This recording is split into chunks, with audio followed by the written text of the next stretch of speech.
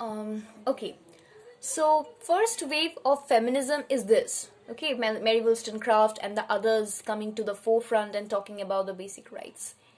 This is the first wave. Now, with 1960s, much later, the second wave of feminism started, and even now, people are more concerned, or women are more concerned about their social and economic dimension of the movement. Okay, equal right to property. They wanted protection rights. They wanted rights against domestic violence. So these are the practical rights which they were wanting, they were asking for, even in the second wave, which started with 1960s. With 1980s and 1990s, we entered the third wave of feminism. You please note it down, the stratifications. With 1980s and 1990s, we entered the third phase of this movement, and it is now that we realize that this entire feminist movement is a very, very Eurocentric movement, where we are only and only talking about the women of the European countries. And a question emerged that the concerns of women of the European country and the concerns of women in the other countries of the world are the same. Can they be same? Okay.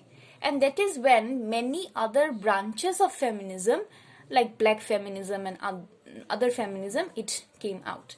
Because it has been realized that there is a distinction between the white women or the Eurocentric women and the women of the third world countries, the colonized countries.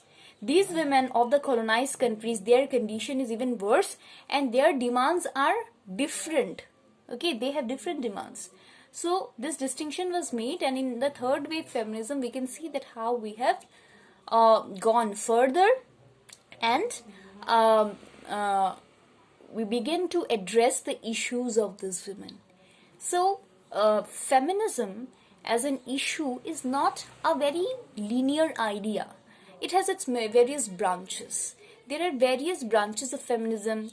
There are radical feminists, there were liberal feminists, okay, and all of them, they wanted, they had different ideas.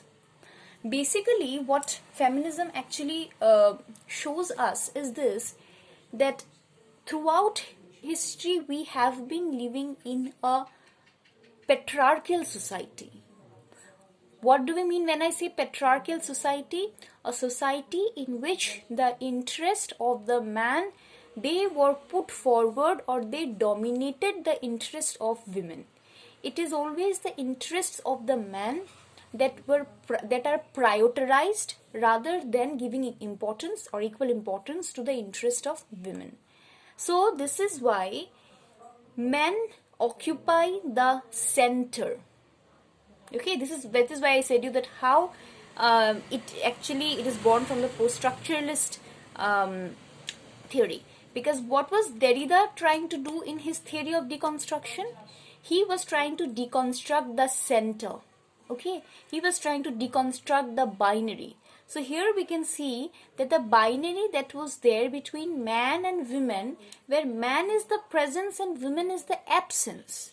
So man is put forward as the center, and women is always positioned at the margin, in the periphery. Feminism is a movement which re-evaluates this entire situation, and it brings back, okay, and it actually helps us to focus to this category, that is women, who is staying in the periphery. Okay, now we have to understand that it does not mean, being a feminist does not mean that the positions are interchanged and man comes and women comes at the center and man goes to the margin. No, feminism does not mean that. Feminism means to re-evaluate the entire structure and to look men and women at equal positions, and this is what feminism tries to do. But still, this is a very generalized view of the feminist movement. but many of the feminists, they um, explored this idea in different ways. So in our next video, I will try to actually take up, now that we have one introduction, we have a clear view and idea of what is feminism. Now I will try to take up the individual topics that are prescribed in your syllabus. Okay, till then, bye.